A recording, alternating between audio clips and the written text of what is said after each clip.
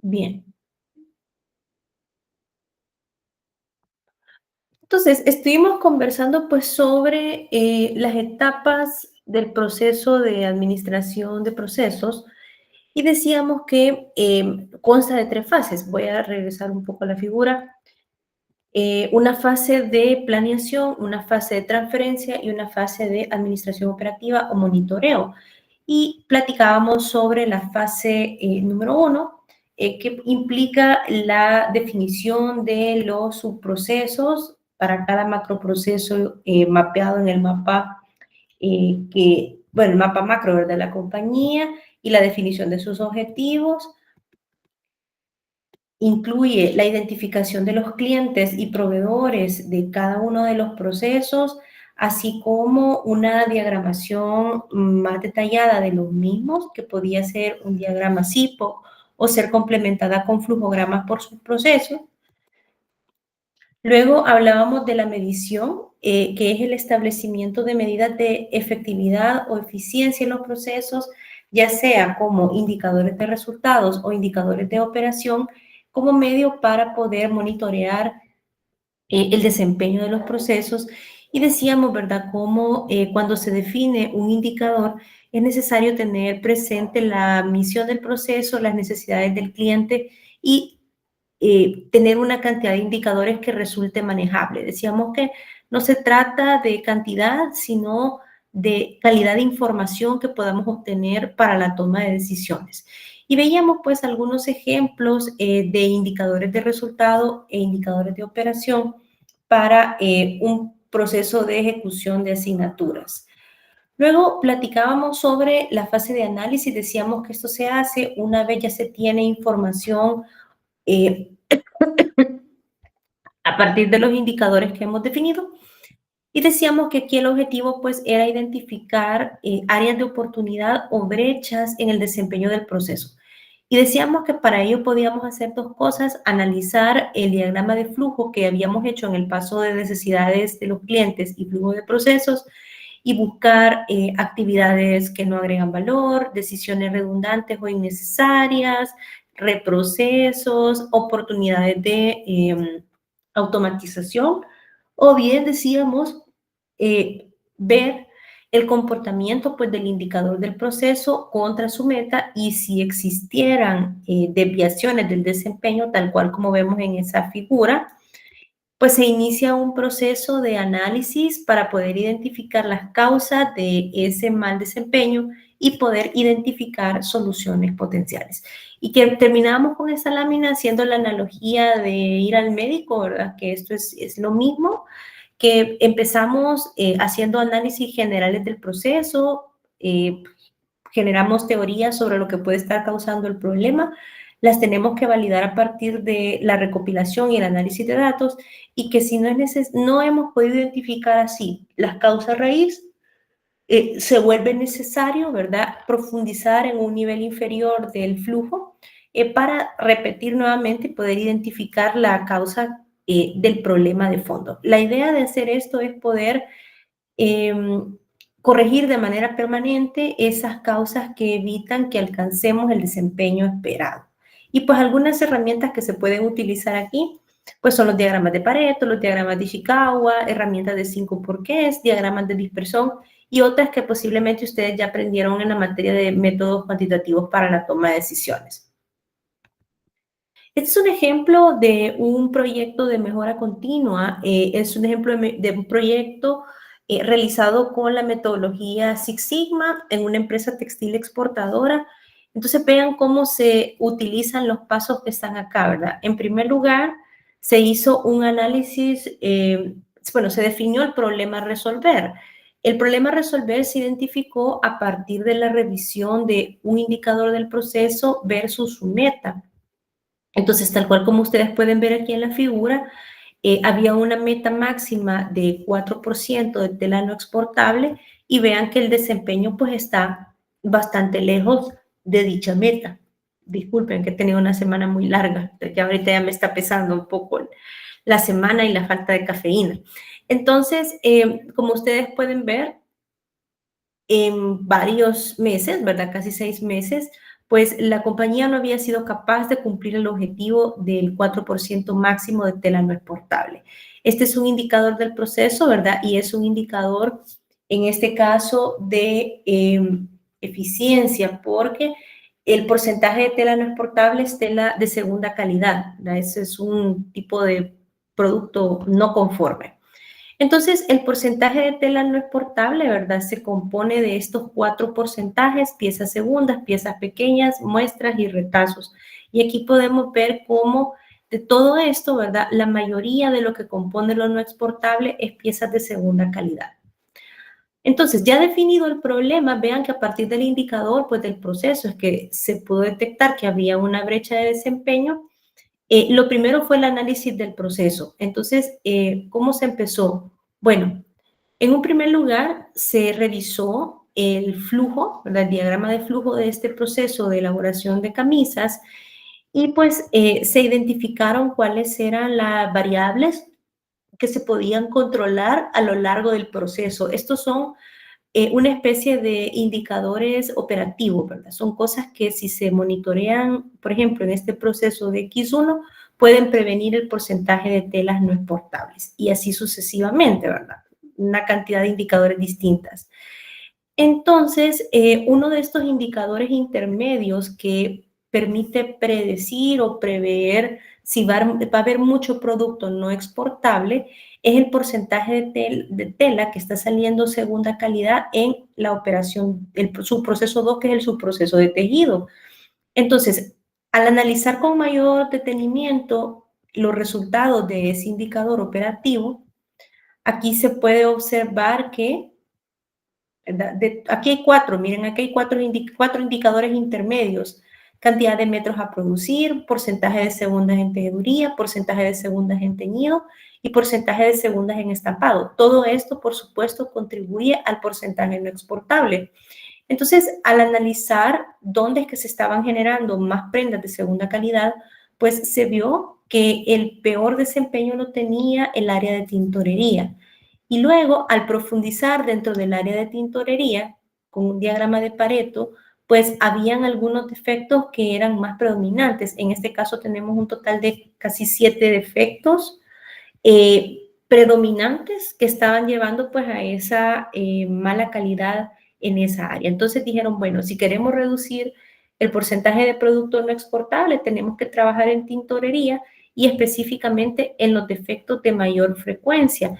Aquí ustedes pueden ver que el defecto asociado con el tono es el defecto que está más presente en el área de tintorería, con alrededor pues de un 21% de todas las incidencias. Entonces este equipo decidió priorizar la mejora en ese tipo de defecto. Luego, ¿verdad? Como se dieron cuenta, pues, que la tela segunda estaba en tintorería y eran problemas de tono en la tela, se hizo un mapeo de segundo nivel. Entonces, en el área de teñido, donde se estaba generando el producto segundo de tintorería, pues se hizo otro flujo, ¿verdad? Otro flujograma. Entonces, el teñido, pues, se comprende de 3 subprocesos: preparación, teñido y acabados. Y aquí hay, pues, una serie de variables que se pueden medir a cada uno de estos subprocesos para ver si están trabajando bien o no. Y también, al tratar de entender un poco el área de tintorería, pues se usó esta herramienta de calidad que se llama análisis de modo, defectos y fallas, específicamente en el defecto de fuera de tono, ¿verdad? Que si recordamos es el defecto más predominante. O sea, aquí, por ejemplo, defecto de tono era el que más comúnmente estaba apareciendo. Entonces, esa herramienta AMEF, ¿verdad? Se utilizó para tratar de entender cuáles eran las potenciales causas de falla o que podían generar ese defecto específicamente. Entonces, aquí ustedes pueden ver que tiene pues varias causas potenciales: variaciones en la aplicación de ciertos químicos, diferencias de temperatura y velocidad en el proceso, diferencia de reproducibilidad de las recetas de laboratorio de la planta. O sea, posiblemente hacían una formulación, ¿verdad? Pero cuando ya estaban en planta no podían replicar lo mismo, entonces el tono no quedaba como tenía que quedar. Y pues así, ¿verdad? Entonces, esta herramienta, que la vamos a ver en su momento más adelante en la asignatura, pues sirve para poder identificar esas causas potenciales, conocer qué controles existen en el proceso, si es que hay algo, ¿verdad? Para evitar que esto ocurra. Y pues a partir de 3 parámetros se pueden priorizar las causas de falla para intervenir primero las de mayor puntuación. Entonces, acá podemos ver cómo las fallas que han salido con una mayor puntuación se asocian a problemas de concentración de soda cáustica y peróxido de hidrógeno en el proceso. Entonces, ya aquí, conociendo esta causa raíz, el equipo ya pudo proponer algunas soluciones tentativas, que era, ¿verdad?, un mayor control en la dosificación de soda. Y sí, adelante, adelante. Perdón, maestra, esto de la puntuación en severidad, ocurrencia, ¿hay una escala de valores o...? Sí, esta es una herramienta que propone escalas desde el 0 hasta el 10 para poder clasificar la gravedad de una falla potencial, la frecuencia de ocurrencia de una falla potencial y la facilidad de detección. En el caso de la severidad, entre más alto es el valor, significa que puede comprometer más la vida de las personas o la continuidad de la operación. La ocurrencia es al qué tan seguido pasa, ¿verdad? El problema. Hay una tabla también, ¿verdad? Si ocurre, por ejemplo, una cada 10 veces, una cada 100, uno cada 1000, y así pues hay una escala, ¿verdad? Para poner un número. Y lo mismo en detección. En detección es entre más alto es el valor de detección, significa que es más difícil darnos cuenta que está ocurriendo el problema. Al final, al multiplicar severidad por ocurrencia por detección, obtenemos ese valor que se llama RPN o número de prioridad de riesgo en español, que es una manera de cuantificar la importancia de la causa de falla. Entonces, esta herramienta pues lo que permite es, al asignarles a todos un RPN, priorizar. Entonces ahí podemos ver pues que el que tiene mayor son esas dos y en esas dos habrá que empezar a trabajar. Pero sí, hay escalas. Es diferente, digamos, esta herramienta de AMEF se puede utilizar para analizar fallas en procesos y para analizar fallas a nivel de máquina o a nivel de producto. Entonces, hay diferentes escalas dependiendo del tipo de AMEF que estemos utilizando. Esta es una herramienta, por ejemplo, que utilizan mucho los gerentes en mantenimiento en la maestría que yo dirijo, para poder priorizar en un equipo o en un sistema cuáles son las fallas a las que les tienen que dar más importancia, ¿verdad? Y con eso diseñar los planes de mantenimiento que hacen. Entonces, ellos tienen una escala distinta de severidad, ocurrencia y detección, pero sí, así sí existe, no es un valor tan así como basado en la intuición. Bien, entonces a partir de ese conocimiento, ¿verdad? De que esas son las fallas pues que mayor prioridad tienen, pues se establecieron unas acciones de mejor monitoreo de esas concentraciones. A partir de eso, ¿verdad? Antes de tomar medidas, porque se sospecha pues que la concentración de esos dos químicos es lo que está afectando el tono, se hizo un estudio, ¿verdad? Que eso está fuera del alcance de este curso, que se llama un análisis de sistema de medición. Esto es un estudio que permite saber qué tan confiables son las lecturas que están tomando los operarios que están monitoreando estos valores. Aquí, por ejemplo, en este estudio, ¿verdad? Se puede verificar si hay diferencias en la consistencia de medición entre operarios o de un operario con el mismo, ¿verdad? Que son estas de aquí. Lo que esperamos es que todos los operarios pues sean sus mediciones similares y que un operario consigo mismo pues que también no se contradiga. Entonces, este estudio se hizo para poder verificar si, por ejemplo, la dosificación no estaba siendo afectada por problemas asociados a la persona, o sea, que fueran ellos los que tuvieran como problemas para hacer, ¿cómo les puedo decir? Que la causa fuera las personas, o sea, que las personas estuvieran teniendo dificultades para hacer la dosificación correcta. Este estudio, ¿verdad? Lo que arroja, y les muestro un poco los resultados, es que la variabilidad del sistema de medición es súper alta, del 76%. Eso significa que hay no es repetible la forma en la que ellos están tomando las mediciones, los operarios. Esto posiblemente se pueda deber a falta de entrenamiento, a que los estándares de recolección de la medición no estaban bien definidos y por eso cada operario lo hacía un poco a su manera, ¿verdad? Y eso, pues, por supuesto, genera que la dosificación no sea siempre la misma y hayan problemas de tono. Aquí lo podemos ver también, miren, vemos cómo, este es un diagrama de cajas y bigotes. Vemos como, por ejemplo, el operario número 1 tiene una mayor dispersión en sus medidas que el operario 2 y el operario 3.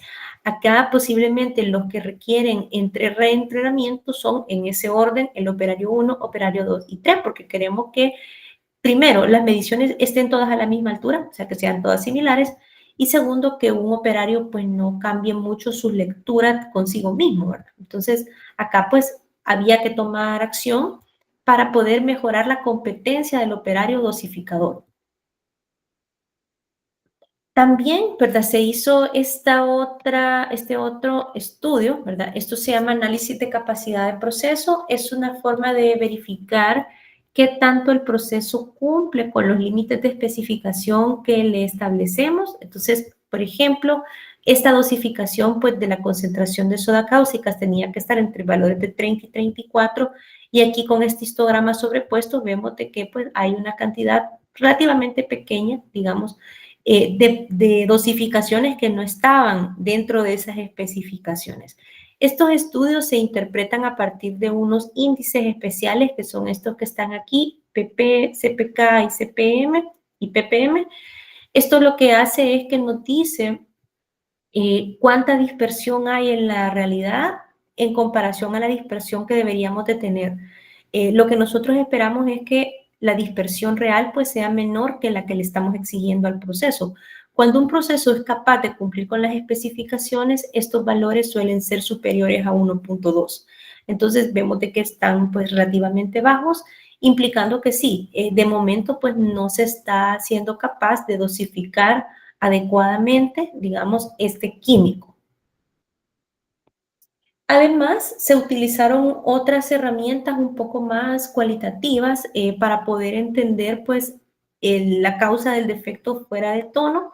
Se hizo un diagrama de espina de pescado o diagrama de Ishikawa, que en su momento lo vamos a ver también, para ver a qué otros elementos pues, podrían estar contribuyendo al problema, y pues destacan, como ustedes pueden identificar, muchas causas asociadas al método o a la forma de hacer el trabajo en la dosificación, ¿verdad? Entonces, habían varios parámetros, varias cosas, como la regulación de la dosificación, preparación de productos de colorantes, que son asociados a cómo los operarios hacen las cosas, que pueden contribuir al defecto de fuera de tono. También hay una gran cantidad de causas asociadas, ¿verdad?, a las personas. Entonces, por ese lado, pues también se hicieron las intervenciones. Se identificó también que pues muchos problemas del tono se asociaban a la operación de la máquina blanqueadora y pues que la dosificación de los químicos era bien retadora, específicamente de la soda cáustica y del peróxido de hidrógeno. Esto pues generaba que la blancura no fuera uniforme, dando problemas de tono, y pues también pues había en este proceso de dosificación una falta de estándares y una falta de controles. A partir de eso, ¿verdad? Ya conociendo pues las causas, el equipo pues está en la competencia, digamos, o tiene información suficiente para proponer soluciones potenciales. Entonces, hasta ahí llega esta etapa que es el análisis de los procesos, ¿verdad? Que es entender por qué la brecha y luego pues proponer causas. Entonces, a partir del conocimiento de esas causas pasamos al siguiente paso, ¿verdad? Que es el diseño o rediseño de los procesos. Acá lo que hacemos es que ya vimos que hay una brecha, ya entendemos por qué, entonces vamos a generar soluciones. En este punto, ¿verdad? El equipo que está analizando el proceso, pues tiene que decidir si hace ajustes menores al proceso o cambia el proceso completamente. Normalmente, cuando se ajusta un proceso, hay 5 tipos de cambios que se pueden hacer. Cambios en el flujo de trabajo. Esto puede implicar agregar operaciones, eliminar operaciones o documentar operaciones, ¿verdad? La inclusión de tecnología en el proceso para disminuir errores, la capacitación de personas, por ejemplo, o sí, más que todo entrenamiento, ¿verdad? Entrenamiento de personas, cambios a nivel de estaciones de trabajo o infraestructura física o cambio de máquinas. Y pues otro cambio que se puede hacer también es la creación de políticas y lineamientos que le ayuden a las personas a hacer su trabajo de manera más precisa.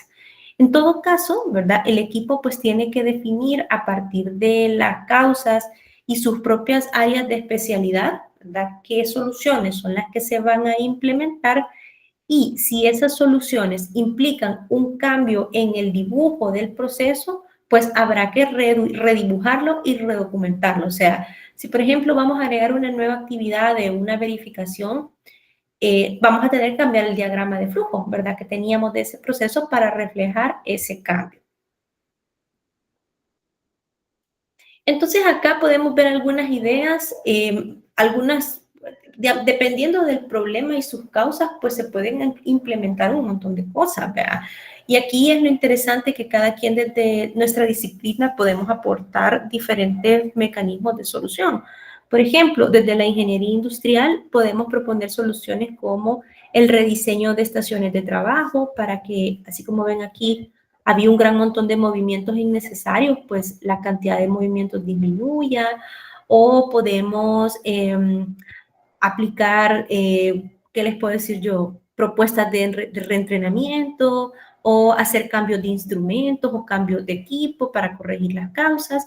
Y en muchas ocasiones, pues los cambios que se hacen, pues también afectan los diagramas de flujo.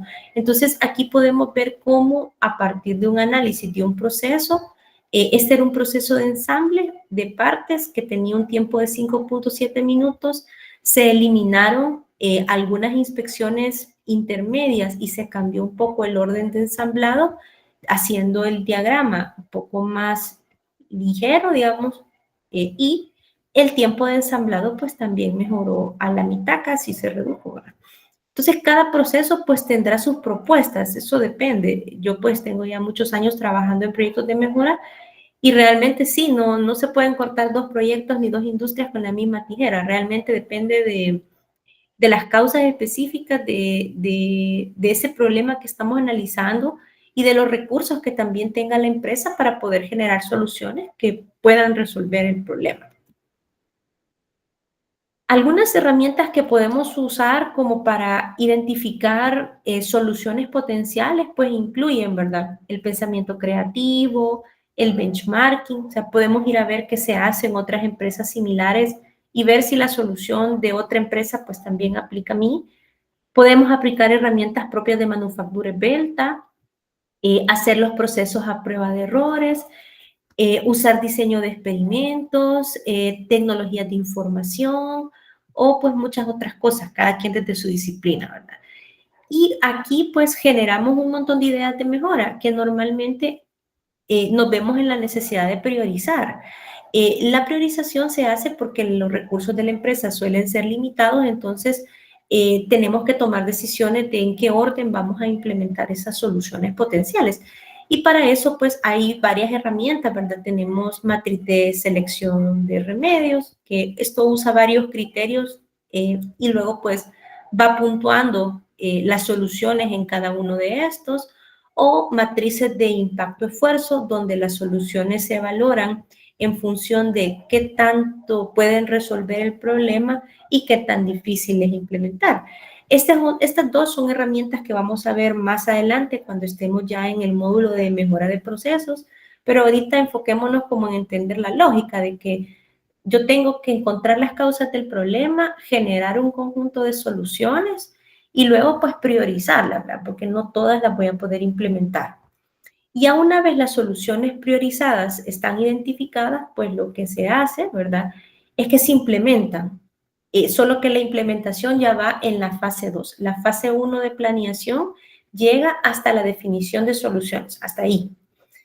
Retomando el ejemplo, ¿verdad? Del problema del defecto de tono y el producto no conforme en la empresa textil, pues a partir del conocimiento de las causas que eran problemas de dosificación de dos químicos en el blanqueado, se propusieron tres soluciones. transferir la responsabilidad del control de las concentraciones a laboratoristas y no operarios, ¿verdad? Porque eran personas que estaban mejor capacitadas para hacer eso. Elaborar un manual de procesos para blanqueado y entrenar a los operarios para que poco a poco fueran adquiriendo las competencias y no tuvieran problemas debido a error humano.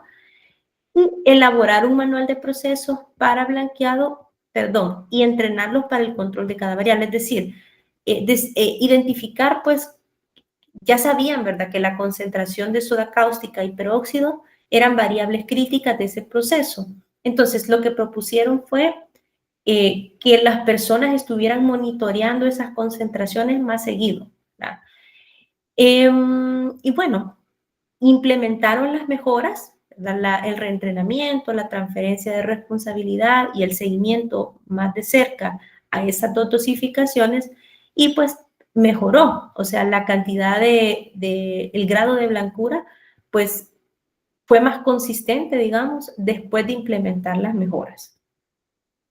Aquí creo que se me olvidó copiar la otra lámina, pero digamos, después de implementar esto, pues lo echaron a andar, ¿verdad? Y pues se dieron cuenta de que en efecto eso corrigió el problema de las desviaciones en el tono y lograron bajar de un 6% que tenían el producto no conforme a un 2%. Entonces funcionó. Muy bien, entonces la fase 1 pues termina hasta la propuesta de soluciones de mejora a partir del análisis de las causas del mal desempeño. La fase 2 implica la implementación de esas mejoras que debe de planearse previamente, ¿verdad? Y la fase 3 pues es ya implementé las mejoras, hoy me quedo monitoreando el nuevo proceso para ver si todo está bien. Entonces, en la fase 2 de transferencia hay dos grandes actividades: planear la implementación de las propuestas y echarlas a andar. En la planeación de la implementación, el equipo de proceso pues tiene que tomar decisiones. Por ejemplo, la solución la vamos a implementar como piloto, la vamos a implementar de forma parcial o la vamos a implementar de forma total. ¿De qué depende esto? Pues depende muchas veces de lo riesgosa o lo cara que pueda resultar la solución. Muchas veces si una solución es demasiado riesgosa o demasiado disruptiva, se suele empezar implementando un piloto, por ejemplo, lo van a probar en un turno o con un grupo de personas específicas del proceso, en chiquito, ¿verdad? Y si todo sale bien, pues nos vamos a implementar parcial o total. Y si algo sale mal, pues o descartamos la solución o la reformulamos. En soluciones, digamos, de riesgo intermedio, donde las personas también no la van a sentir tan disruptiva, podemos implementar de manera parcial, siempre un poquito pequeño, ¿verdad?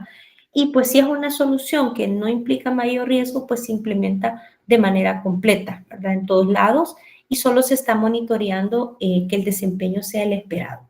En cualquier caso, ¿verdad? Como sea que decidamos implementar, vamos a tener que hacer un plan, ¿verdad? Un plan de implementación donde nosotros definamos cuáles van a ser las actividades que necesitamos para que esto funcione bien. Un plan de implementación es, en este caso, es esto, ¿verdad? Que me falta una lámina. Un plan de implementación es simplemente un plan de acción. Es cómo voy a echar a andar una mejora. ¿Cuáles son las actividades clave que tengo que hacer? ¿Cuáles son los recursos que necesito? ¿Cuánto tiempo me voy a tardar? ¿Verdad? ¿Y quién va a ser el responsable de que esa actividad se haga? Entonces, acá podemos ver un breve plan de implementación para una propuesta de un proyecto donde una solución era rotar a los operarios en las operaciones para bajar unas tasas de monotonía laboral. Y a la izquierda vemos otro plan de implementación donde pues lo que se quería, ¿verdad? Era implementar una capacitación para que los operarios pues pudieran mejorar sus índices de ventas. Entonces aquí pues está una descripción de las actividades clave, el tiempo que se iba a tomar cada actividad, quién iba a ser el responsable y pues en este caso si se tenían o no los recursos para poder hacer el proyecto. Algo que tal vez sí quisiera hacer notar en este punto, ¿verdad? Es que aunque un proyecto se haga con recursos internos, siempre un proyecto, una implementación va a tener un costo. ¿Y cuál costo es ese? Pues el costo del tiempo de las personas que van a dedicar a la solución. Recuerdo que estuve en una defensa de tesis de la MADE hace unos meses y un compañero pues había propuesto como solución a unos problemas entrenamientos y el diseño de unos dashboards. Y él decía que la solución tenía costo cero. Y yo le dije, bueno, pero ¿y a cuántas personas va a tener usted como entrenadores? ¿Cuánto ganan esas personas diariamente? Y el material que le va a dar a las personas que va a capacitar, o sea, todos estos son costos, ¿verdad? Entonces no hay soluciones de costo cero, eso no es así. O me decía, es que el dashboard yo lo voy a hacer, sí, pero a usted le están pagando por hacer eso. O sea, usted no está trabajando de gratis, ¿verdad? No lo va a hacer en sus domingos, no lo va a hacer en su tiempo personal. Entonces, hay que cuantificar eso. Ahora, ¿es malo que una solución tenga un costo? No, porque se supone que cuando empezamos a resolver un problema, pues el problema está generando costos también. Entonces, en esta fase normalmente se hace un análisis costo-beneficio para poder verificar si la implementación de lo que yo estoy proponiendo pues se compensa, ¿verdad?, con el costo de tener el problema en existencia. En la mayoría de casos eso suele ser así, pero si yo voy a ir ante un comité ejecutivo a que me apruebe un proyecto, una mejora, pues mínimamente eso es lo que me van a pedir, ¿verdad? ¿Qué es lo que tengo que hacer y cuánto me va a costar? ¿Y cómo se compara eso que tengo que gastar en comparación del problema? Entonces, ustedes, ¿verdad? Que especialmente que son maestros en administración de empresas, pues es muy importante que siempre recuerden eso. O sea, ustedes no pueden llegar con una iniciativa de mejora sin haber estimado el costo, beneficio de llevar a la práctica esa implementación. Eso es fundamental, ¿vea? Y si recordamos lo que decía Yurán, a los gerentes hay que hablarles en dólares, ¿vea? Entonces, a ellos, pues cuando lleguemos, a ellos no les va a interesar mucho la parte técnica. A ellos lo que les va a interesar es cuánto me cuesta y cuánto voy a ganar. Y ya con eso vamos. ¿A quiénes sí les va a interesar la parte técnica? A la otra cara de la moneda, como decía Yurán, ¿vea? A los operarios sí les va a interesar el detalle de qué va a implicar esa implementación. Entonces, a ellos sí tenemos que darles esa información, ¿verdad? Entonces, hay que saber hablar los dos idiomas, como proponía Yurán. Entonces, en esta etapa de transferencia, pues hay que hacer un plan, ¿verdad?, de implementación y hay que hacer un plan de control. ¿Cuál es la diferencia? Un plan de implementación es qué actividades y recursos necesito, ¿verdad?, para echar a andar una mejora. Un plan de control es qué voy a estar monitoreando mientras esté ejecutando las mejoras para verificar si las mejoras fueron efectivas. Vamos a ver, ya creo que ya vienen nuestras invitadas. Sí, ya viene Carla. Vamos a tener entonces una pausa y vamos a darle la bienvenida a Carla. Bien. Permítame, solo le escribo.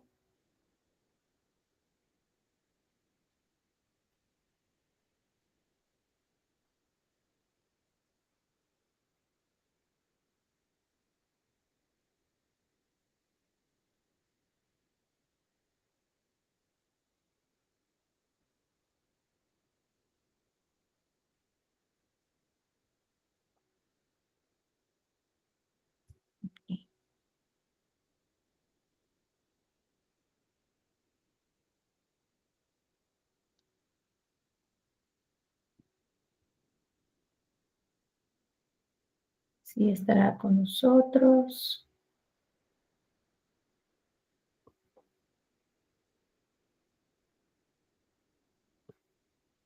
Ok, creo que va a incorporarse en unos minutos. Bueno, parto.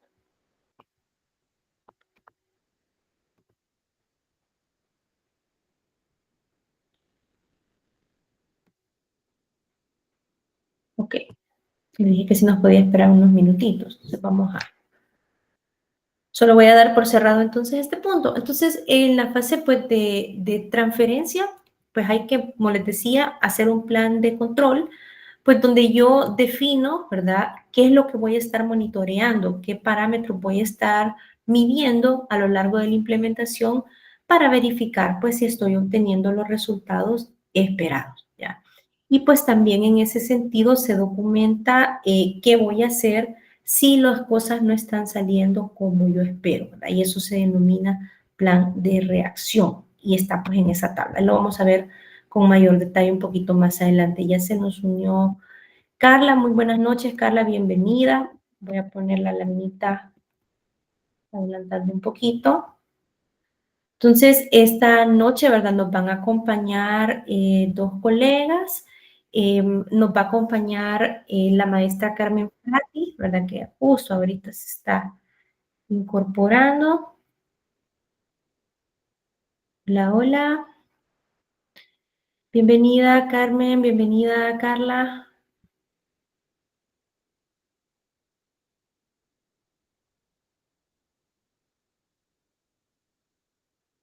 ¿Me escuchan? Carmen, Carla. Ahí están. Hola, sí. Hola, ¿cómo están? Buenas noches. Bueno, sean bienvenidas. Voy a presentar a todos y a todas, ¿verdad? A las colegas que nos acompañan este día. Nos acompañan hoy, pues, dos maestras en administración de empresas también, ¿verdad? La maestra Carmen Frati, ella es, pues, maestra en administración de empresas en negocios internacionales de Griffith College en Dublín, y pues cuenta también con un posgrado en dirección, coaching e inteligencia emocional de la Universidad Isabel I. Ella, pues, recientemente se acaba de certificar como auditora interna en la norma ISO 9001-2015 y pues actualmente es gerente de calidad y desarrollo tecnológico en IMS Labels en Dublín. También nos acompaña la maestra Carla Renderos, ¿verdad? Ella pues es maestra en administración de empresas con especialización en proyectos de la Universidad Francisco de Vitoria y pues también cuenta con múltiples especializaciones en finanzas y negocios internacionales y dirección de empresas. Ella es actualmente la coordinadora del sistema de gestión de calidad de la unidad de transacciones UT acá en El Salvador. Entonces, bueno, muchas gracias a ambas, es un gusto verlas, qué bueno pues que nos hayan podido acompañar.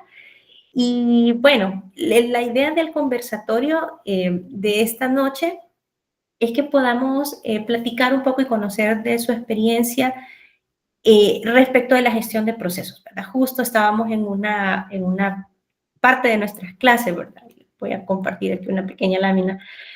Estábamos revisando pues un poco con los chicos qué es lo que implica la gestión por procesos. Decíamos que es una iniciativa organizada, ¿verdad? Que implica definir los procesos, medirlos, tomar acciones correctivas, hacer un monitoreo constante y permanente de la calidad y que eso es un proceso iterativo y que también pues la administración de procesos requiere un cambio cultural, ¿verdad? Entonces, y que es muy diferente de una administración por departamentos, que quizás es lo que estamos todos más familiarizados con ello.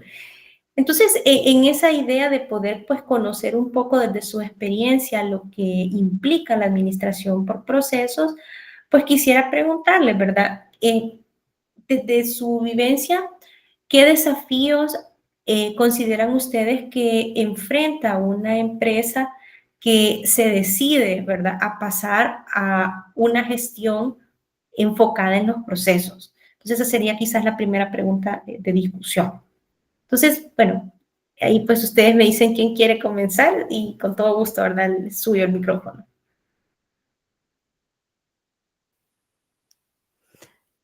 Si gustas, Carla, yo comienzo. ¿Estás bien con eso? Sí, no hay inconveniente. Ok. Ok.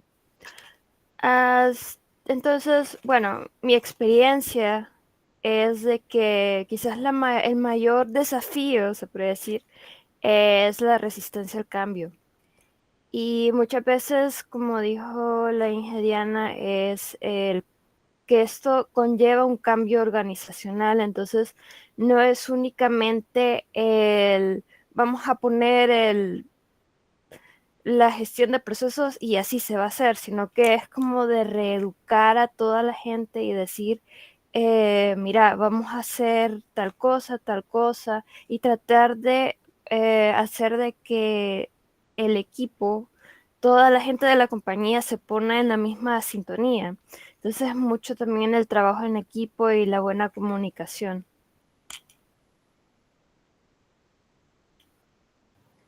Sí, Muchas gracias. yo reforzando en lo que mencionaba Andrea, comparto totalmente. La resistencia al cambio es lo que más tenemos que trabajar cuando queremos hacer un enfoque en procesos, porque lo más importante para todo este análisis es la participación de todos y cada uno de los miembros de la organización. Entonces eso pasa también por un cambio organizacional y el tema de un cambio de pensamiento dentro de la organización en donde se abandone el pensamiento de islas, gerencias o departamentos, porque al final encasillar a la gente en una gerencia es muy fácil, pero hacerlos entender de que son un proceso y que cada uno de ellos tiene un aporte en un proceso que no es su gerencia, sino que participan de forma coordinada con otras gerencias en un mismo proceso y que cada uno de ellos es un engranaje a través del cual se va moviendo el sistema y va generando un valor agregado. Eso es bien difícil y más que nada también cuando hay diferentes generaciones involucradas en la organización. Hoy en día tenemos muchas generaciones trabajando simultáneamente. A mí me pasó, las personas con las que yo trabajo son gente muy especializada, gente muchas veces mayor, que tiene mucha experiencia en lo que hace, son muy buenos en lo que hacen y entonces dicen, ¿para qué necesitamos los procesos, verdad? ¿Para qué necesito documentarlo? Si yo ya sé lo que hago y lo hago bien y todo lo hemos venido haciendo bien y ahora ¿qué más nos van a sumar, verdad?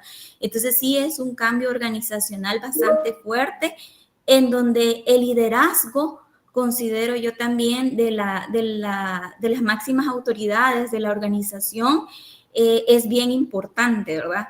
Y subirlos a todos al barco, como mencionaba Andrea, creo que también es bastante crítico a la hora de querer implementar el enfoque en procesos, porque todos ellos al final son los que aportan sus conocimientos para que el enfoque en procesos pueda implementarse, porque nosotros tenemos la teoría, tenemos las mejores prácticas, podemos recomendar, pero la expertise en el proceso es del dueño del proceso y el que lo ejecuta más que nada, ¿verdad? Así es, y no solo eso, ahora que mencionas acerca del cambio generacional, cuando tú tienes un equipo que ya está mayor y que ya tiene un montón de tiempo en lo que está haciendo, es bien complicado porque es como tratar de convencerlos que lo que van a hacer les va a servir y que va a ser bueno para ellos. Pero es como ir viendo cuál es la forma, pero es de conocer a tu equipo. Sí. Muy bien. Sí, yo creo que, por ejemplo, todos los que estamos en este curso, ¿verdad? Que aspiramos a una posición donde vamos a tener responsabilidad sobre otras personas y posiblemente por el grado de digamos, autoridad formal que vamos a tener en la empresa, vamos a tener que ser dueños de procesos más temprano que tarde. Me parece pues muy interesante lo que ustedes comentan, que no solo es importante el dominio técnico, sino que también un poco saber acercarse a las personas desde la psicología, ¿verdad? Conocer sus motivaciones, los miedos que les puede representar pasarse a un enfoque a procesos, el miedo que puede representar la pérdida de poder, ¿verdad? Posiblemente, o el miedo pues a quizás, bueno, si hacen un proceso y me quitan poder, tal vez yo ya no voy a seguir siendo necesario y no, ¿verdad? Entonces sí, me parece que eso es muy interesante. Hemos hablado de los desafíos que presenta una generación más mayor, pero ¿y una generación más joven, por ejemplo? ¿Qué desafíos han identificado ustedes que presentan? O sea, o qué actitudes toman cuando se integran a estos enfoques por procesos. Quizás en mi experiencia, la gente un poquito más joven es como un poquito más dócil, porque va comenzando con el proceso, pero al mismo tiempo, como no tiene experiencia, llega a preguntar un montón, como, ¿y esto cómo lo hago? ¿Y esto cómo lo hago? Pero entonces viene tu parte como líder del equipo de decir, vaya, nos vamos a sentar, te voy a explicar, pero tenés que tomar nota de lo que estamos haciendo. Y vamos a hacer ejercicios para que puedas mejorar y que eh, puedas aprender qué es lo que vas a hacer y hacerlo tú solito. Diciendo esto, no es que yo me voy a despegar completamente y decirle, mira, no me vas a preguntar nada, sino que es como que vaya. Veamos cómo podemos hacer para que tú también puedas desarrollarte.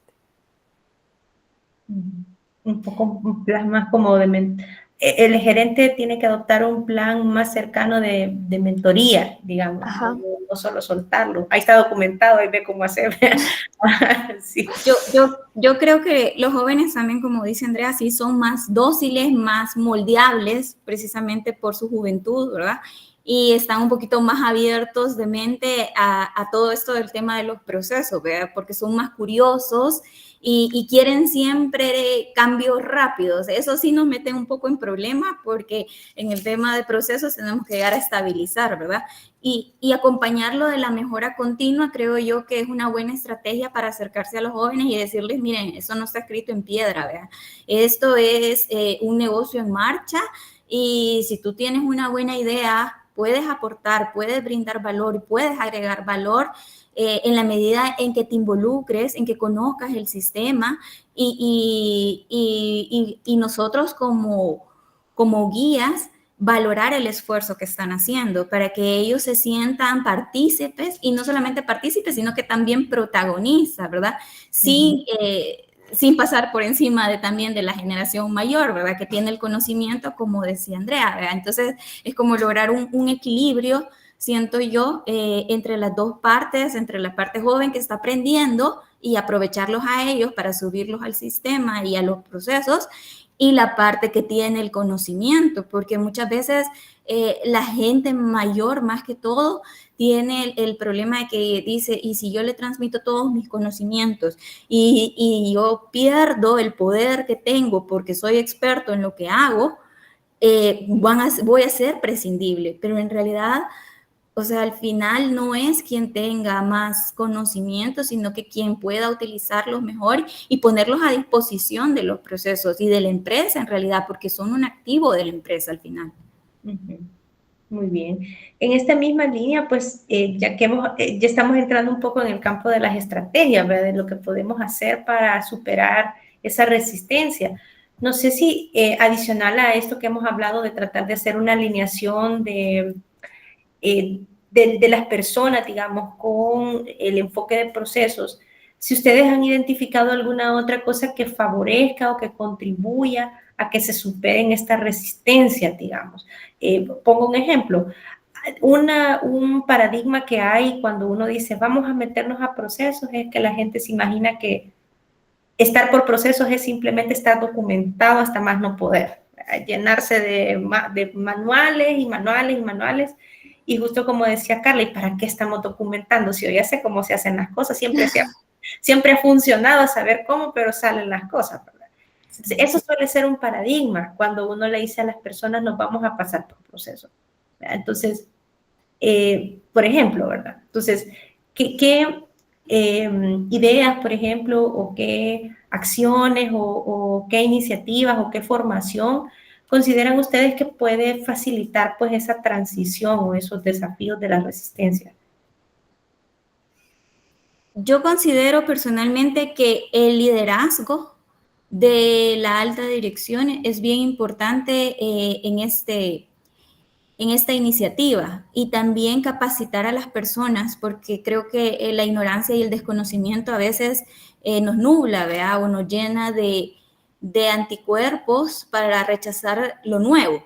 Entonces, en ese sentido, la sensibilización, hacerle llegar a la gente información acerca de qué es y qué es lo que queremos hacer para que ellos puedan comprenderlo y mantener esa comunicación y enfocarse en los beneficios es una de las mejores estrategias que se pueden que se pueden tomar. Y el acompañamiento de los altos mandos es bien importante porque ellos, al predicar con el ejemplo, si el alto mando está comprometido, pues yo también me subo al barco, ¿verdad? Y colaboro.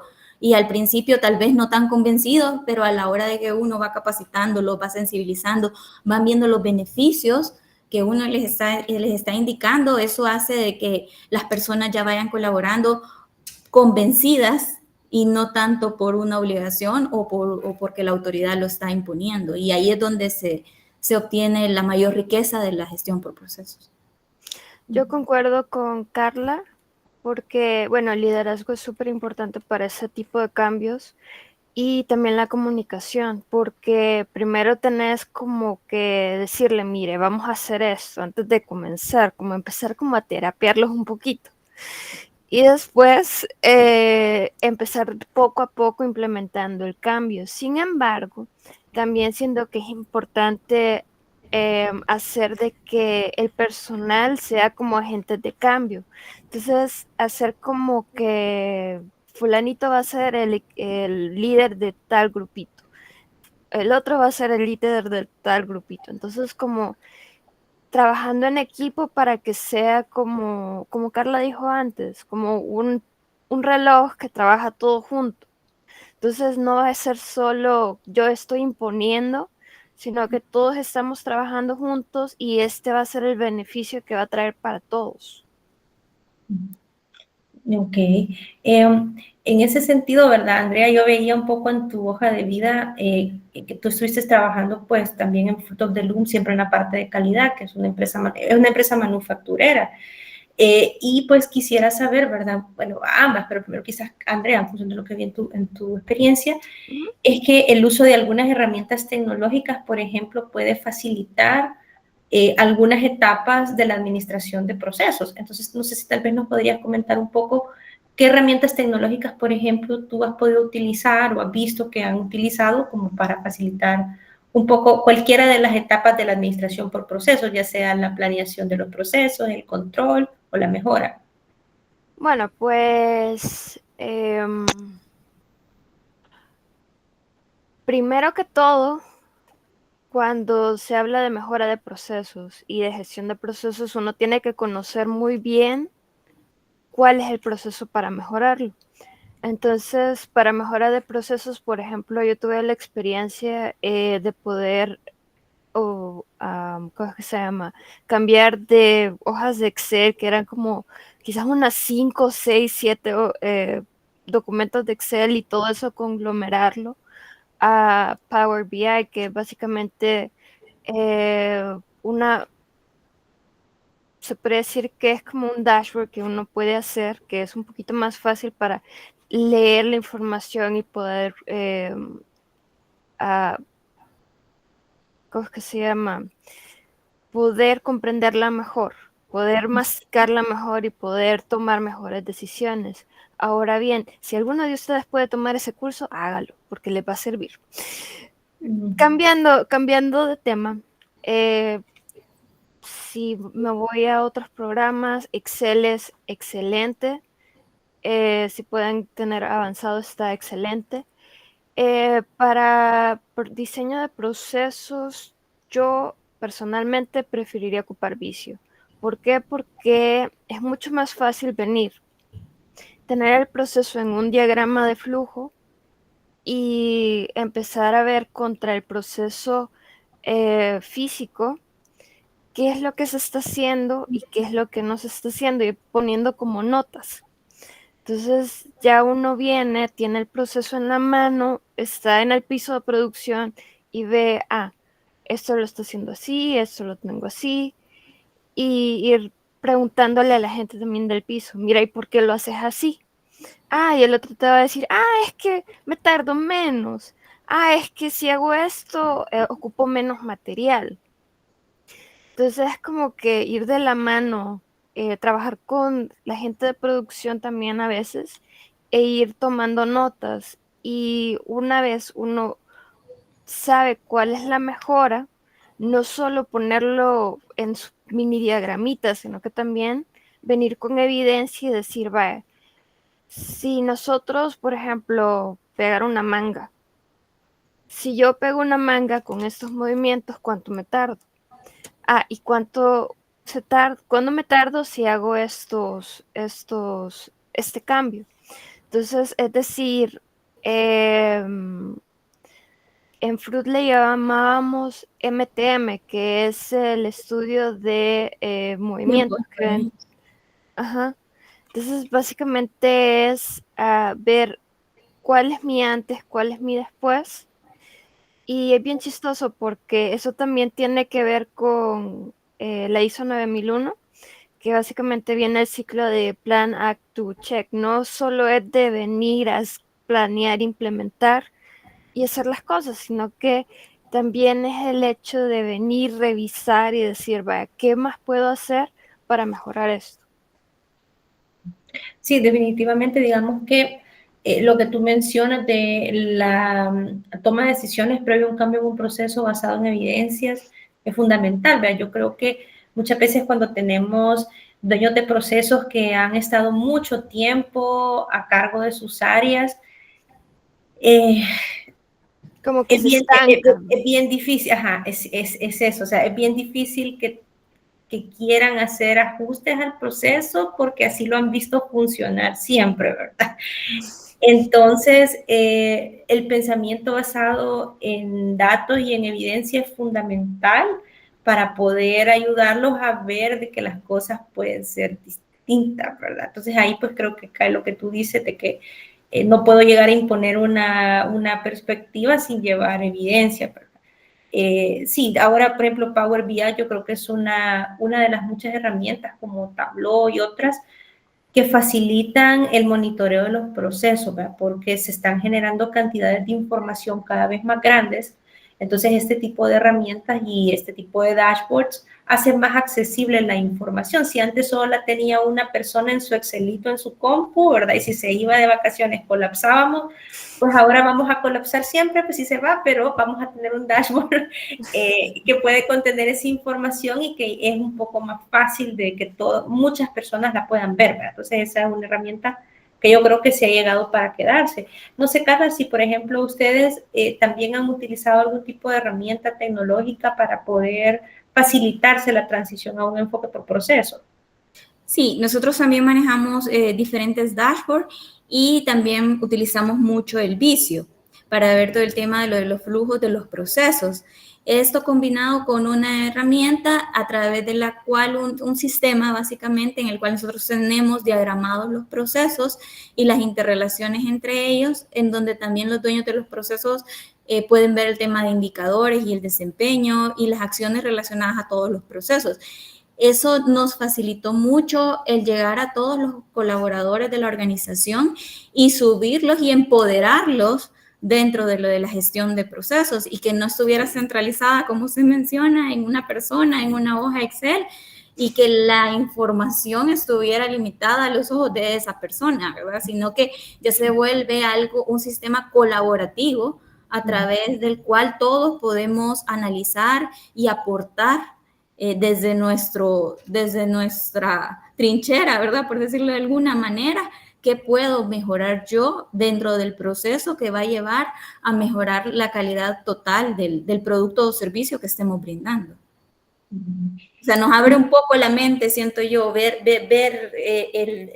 el bosque y no solamente estar enfocado en el árbol, ¿verdad? Porque los dueños del proceso están enfocados en su árbol, están en su copa y están viendo su proceso y cómo pueden mejorarlo, pero al final es un esfuerzo conjunto entre todos y si todos vemos el bosque vamos a encontrar más fácilmente aquellos cuellos de botella que nos están generando retrasos o desperdicios que nos están incrementando costos. En fin, enfocarnos en realmente lo que le genera un valor agregado al producto o servicio. Okay.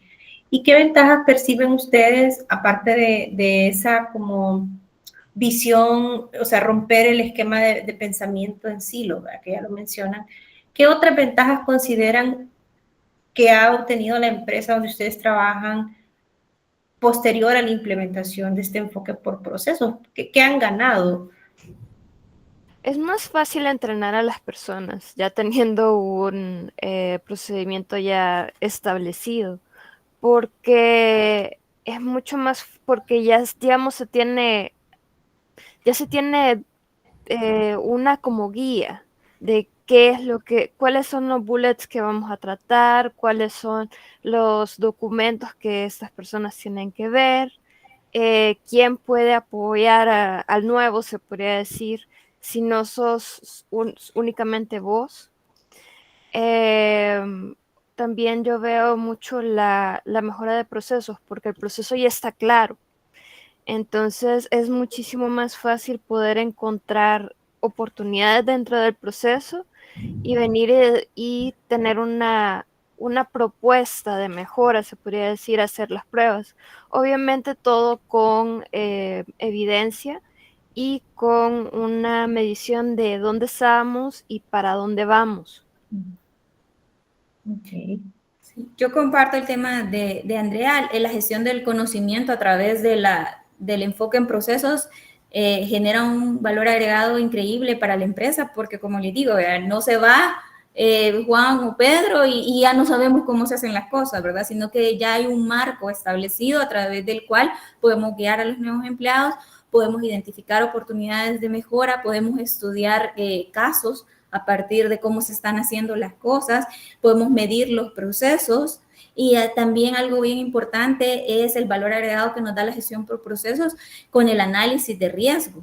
El análisis de riesgos es muy importante hoy en día, aprender a identificar no solamente los riesgos que yo dentro del proceso tengo, sino que cómo el contexto también mete ruido y afecta los procesos internos de la organización para obtener un producto o servicio que cumpla los requisitos y las necesidades de nuestros clientes. Más que todo ahora cuando hay tanta competencia y tanto producto sustituto, ¿verdad? Entonces, estar en línea con todo ese ambiente bajo el cual nosotros estamos trabajando y evaluando riesgos y proponiendo acciones para abordar estos riesgos y controlando los riesgos más que todo, porque muchas veces no se pueden mitigar ni evitar que tengamos un riesgo, pero sí podemos prepararnos para que el impacto no sea tan grande, genera un valor agregado, pienso yo, para la organización y es uno de los beneficios que nos ayudan a vender toda la parte de la gestión por procesos, la gestión por calidad, las buenas prácticas que querramos implementar dentro de la organización. Yo creo que eso es lo más importante. De hecho, es interesante que lo menciones, el control de riesgos, porque también eso nos ayuda a poder ver cuáles son los puntos fuera de control. Ya identificando eso es como más fácil poder llegar a tener acción si una situación similar se fuese a repetir. Entonces, súper, súper. Y solo agregaría en la parte de entrenamiento el cross-training. Entonces, si fulanito se va, no se cae el mundo. Sí. Quizás, ¿verdad? Bueno, antes de dar el espacio a los chicos, pues tienen alguna pregunta. Muchas compañías ahora, ahora y desde hace algunos años, ¿verdad? Están interesados ya no solo en adoptar un enfoque por procesos, sino que en adoptar una norma internacional, ¿verdad? Ya sea para posicionarse, digamos, frente a sus competidores, entrar a nuevos mercados, o simplemente como una garantía de calidad, ¿verdad? Y cada vez vemos que incluso instituciones gubernamentales, digamos, están interesadas en adoptar este tipo de certificaciones porque le da confianza a las personas que son usuarias de que las cosas siguen un parámetro mínimo de calidad. Entonces, quisiera consultarles pues también, ¿verdad? Cómo una empresa que ya está con un enfoque en procesos se ve en una ventaja o no, digamos, ante el deseo de pasar a ser certificada. ¿Será que le facilita o no hace mucho efecto desde su perspectiva? Porque entiendo que tanto Carla como Andrea están en empresas que han pasado por procesos de certificación, ¿verdad? Entonces, ¿de qué modo conecta, digamos, el enfoque por procesos a esta iniciativa de desear certificar un sistema de gestión? No sé si tal vez puedo empezar con Carla.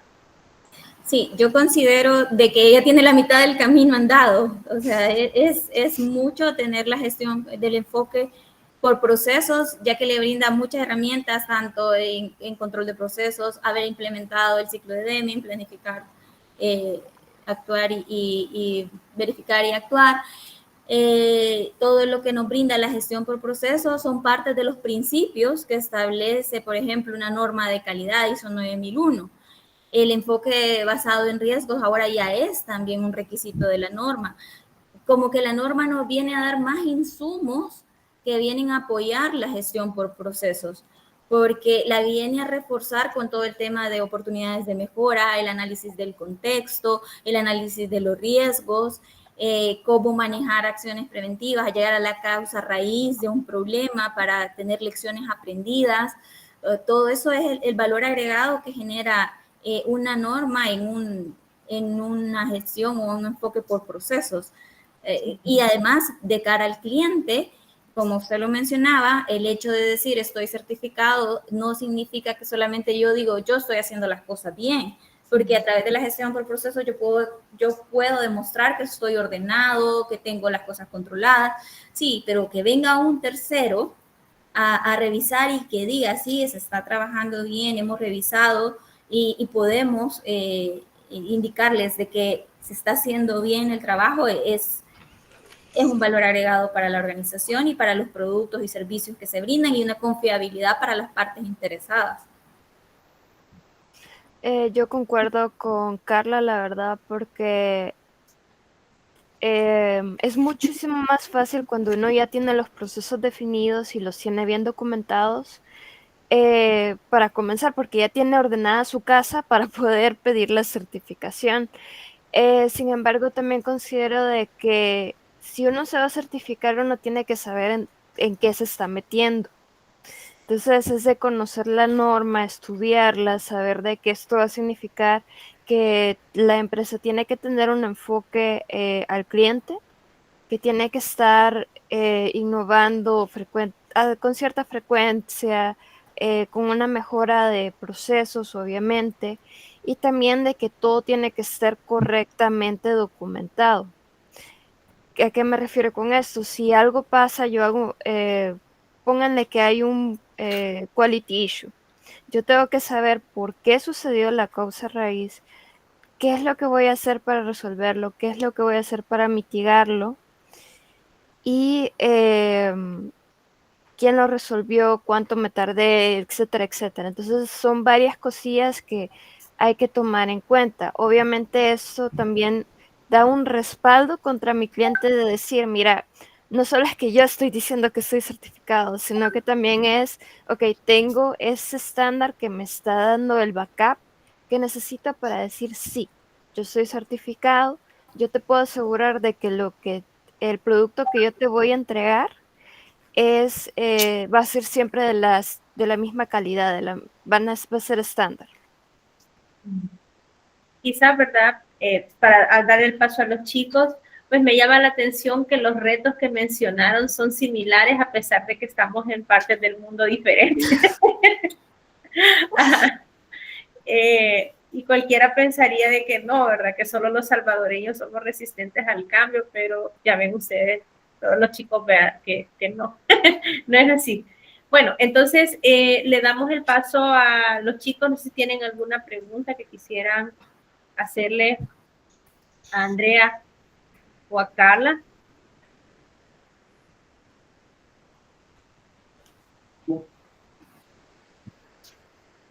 A ver.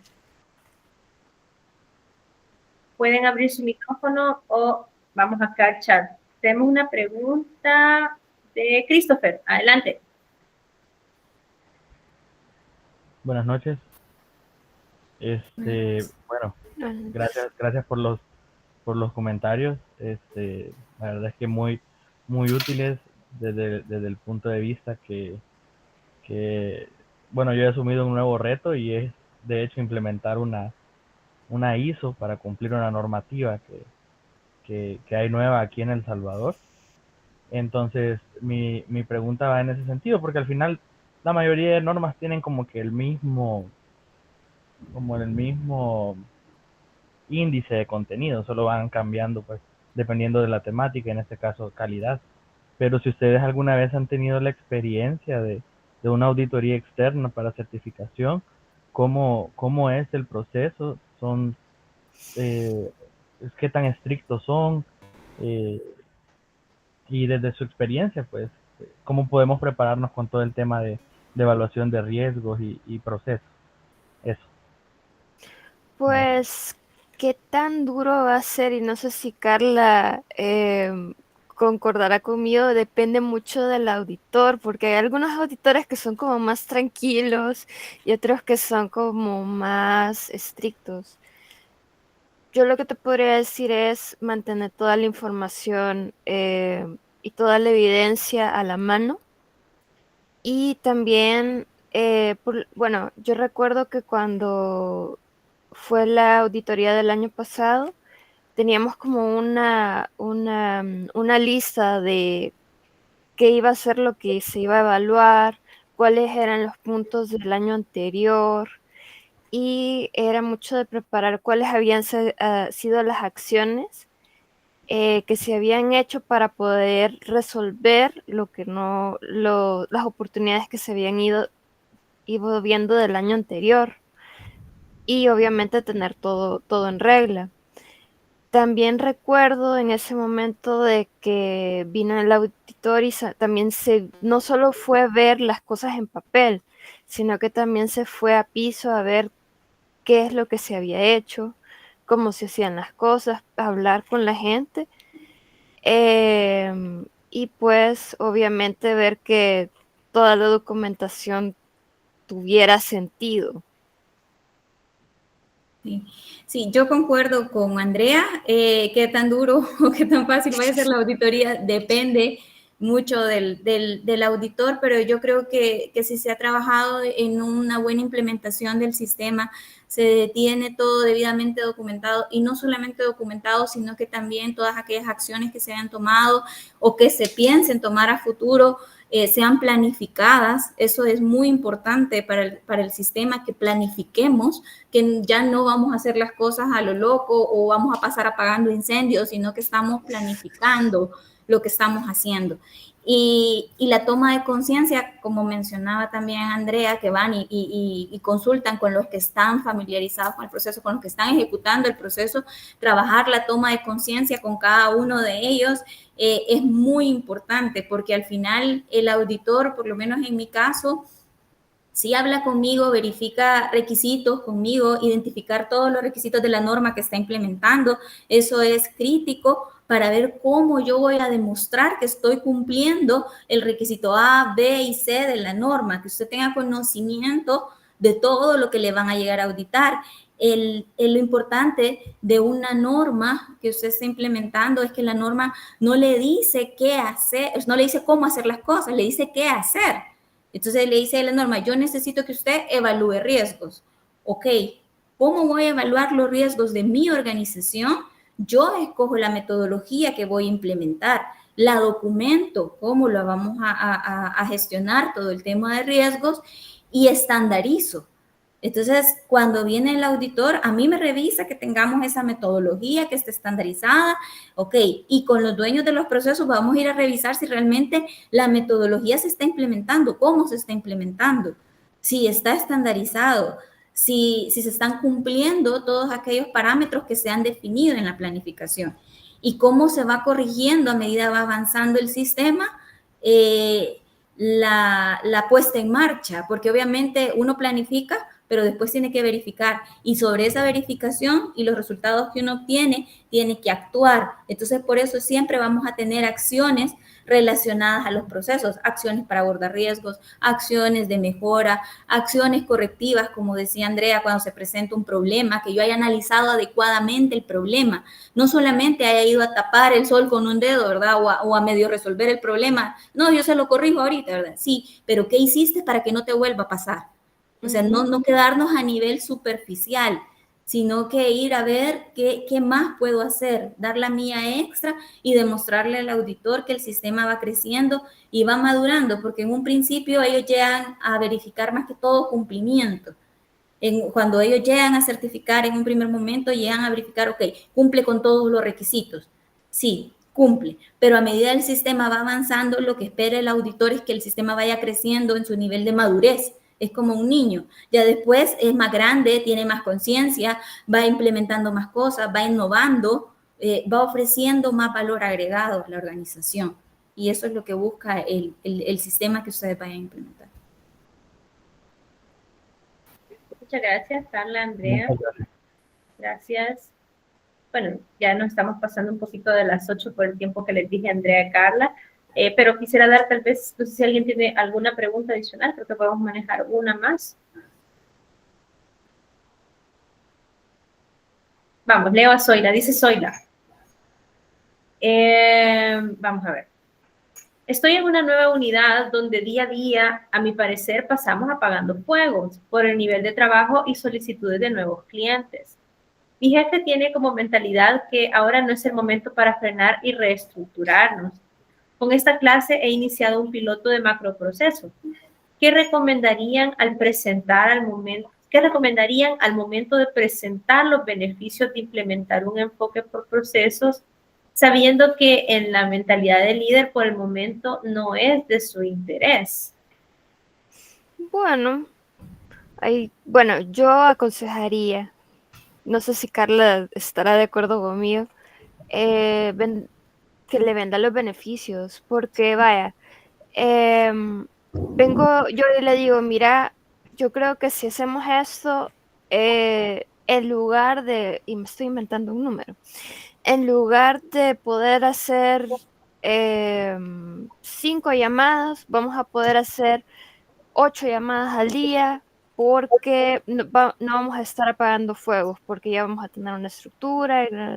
Entonces le empezás a tratar de convencer con cuál va a ser tus beneficios, cuáles van a ser tus ventas, cuál va a ser tu mejora de tiempo, y pues qué es lo que él va a ganar, cómo es que él se va a vender mejor por haberlo hecho, por haber aceptado la idea. Entonces un poquito ahí la psicología que uno ocupa cuando vende ese tipo de proyectos. Sí, yo comparto claramente lo que Andrea dice y sobre todo que se base en hechos, en números, o sea, no vender cosas en el aire, sino de que haga un buen análisis del proceso y cómo se va a ver impactado el proceso, tanto en tiempo como en recursos y como en remuneración, ¿verdad?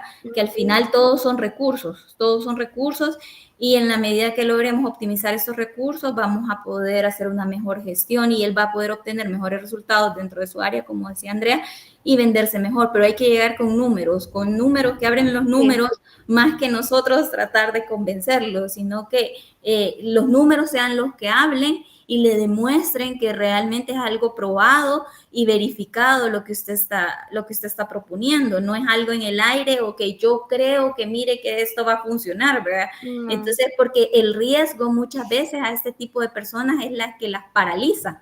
Entonces, pero cuando ellos ven números, se emocionan y como no son personas que tienen tan organizadas las cosas, tal vez en su momento, dicen, uy, sí, ¿verdad? Si dice que vamos a hacer tal cosa, entonces, ¿estás segura? Sí, estoy segura. Entonces, hagámoslo. Y a medida vayan viendo los resultados, él va a ir creyendo en el tema y va a ir creyendo de que las cosas pueden resultar de una mejor forma si se ordenan, si se documentan, si se hace, por ejemplo, usted dice la llamada, ¿verdad? Son casos, si esos casos se va documentando una gestión del conocimiento de cómo se puede resolver cada uno de estos casos y va a disminuir el tiempo de atención de cada una de las personas, o el tiempo que le invierte cada persona en analizar el caso para dar una solución, que pueden haber 50 soluciones, pero si aprobamos que una funciona, entonces vámonos con esa, o sea, no tenemos por qué darle tanta vuelta y brindamos un mejor servicio al cliente. Y el cliente dice, bueno, voy, pregunto porque me resuelven, ¿verdad? Porque obtengo una buena solución.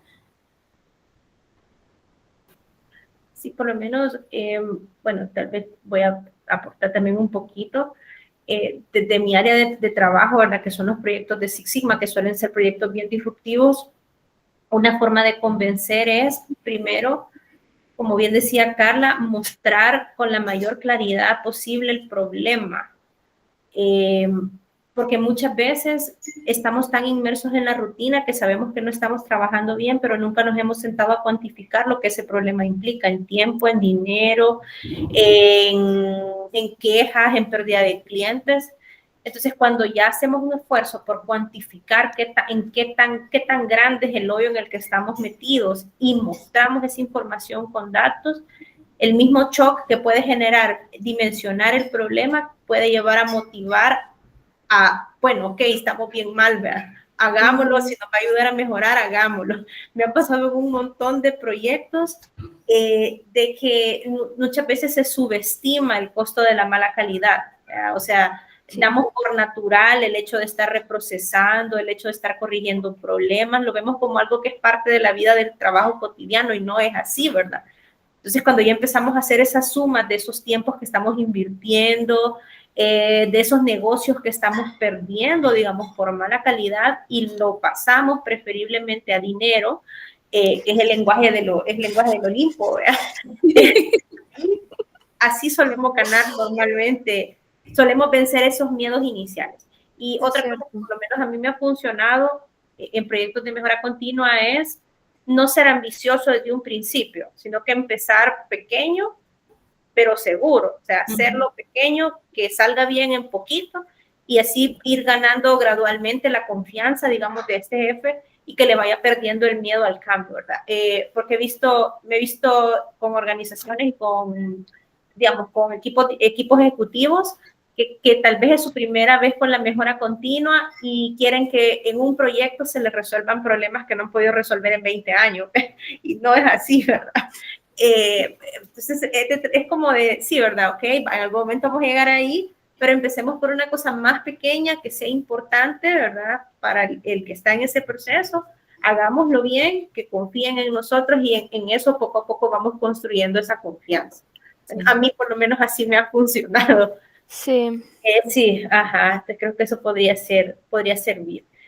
Muy bien, bueno, en respecto al tiempo de Carla y Andrea, ¿verdad? Pues vamos a dejar hasta acá el conversatorio. Les doy muchísimas gracias a ambas, ¿verdad? Por habernos dedicado este tiempo para poder platicarnos un poquito lo que esto es y que los chicos también puedan ver que no solo está ahí en papel, ¿verdad? Sino que es una realidad que pues muchas empresas ahora han decidido embarcarse en el reto y para bien, ¿verdad? Se motiven a hacer. No, muchas gracias por la invitación. De verdad que es muy gratificante también para nosotros poder compartir con ustedes toda nuestra experiencia y las lecciones de vida pues que se van aprendiendo en el camino, porque solamente el que hace y que se equivoca pues aprende y crece. Anímense, de verdad, propongan, demuestren con números, con hechos fehacientes para que crean en sus proyectos. Y créanme que es gratificante después cuando nosotros hablábamos desde el principio que el desafío más grande es la resistencia al cambio y son las personas, ¿verdad? Al final del día somos las personas las que somos las más difíciles de convencer, pero cuando estas ya se subieron al barco y ellos mismos empoderados hablan de acciones correctivas, de oportunidades de mejora, de cómo pueden medir sus procesos y están empoderados en sus procesos, es muy bonito y es muy gratificante ver cómo todo eso se ha vuelto ya una cultura y parte de la persona y una filosofía de vida al final también se vuelve una filosofía de vida que le genera un valor agregado no solamente a la organización, sino también a nosotros como personas para seguir creciendo cada día y no estancarnos. Sí, como dice Carla, muchísimas gracias a todos por su atención y yo los invito pues a ser agentes de cambio, porque yo sé que al inicio es difícil, pero sí se puede. Y también hablen con datos, no se queden solo en su pequeño cubículo, su pequeña oficina, sino que salgan al piso, hablen con la gente. Ustedes no me lo van a creer ahorita, pero cuando les pase me van a creer. Vayan al piso, háblenle a cualquier operario o asociado y ellos van a tener las respuestas. Ellos van a tener las respuestas. Entonces involúcrense con la gente y traten de también trabajar de la mano con ellos. Denles ese booster para decir, no solo fue mi idea, sino que fulanito me ayudó. Entonces, pues adelante, no se rindan, sí se puede. Okay. Bueno, muchas gracias a ambas, ¿verdad? Y a todos, y muchos aplausos virtuales. Y bueno, entonces nosotros nos vamos a tomar un receso de 10 minutos, ¿verdad? Y cuando volvamos, finalizamos entonces la última etapa de la gestión por procesos. Buenas noches, Carla. Buenas noches, Andrea. Que estén muy bien. Buenas noches, mucho gusto. Buenas noches, un gusto. Gracias. Gracias. Bien, entonces tomémonos un receso de 10 minutos y luego pues venimos a revisar la última etapa, ¿verdad? De la revisión de la gestión de procesos. ¿De acuerdo? Entonces volvamos a las 8:27.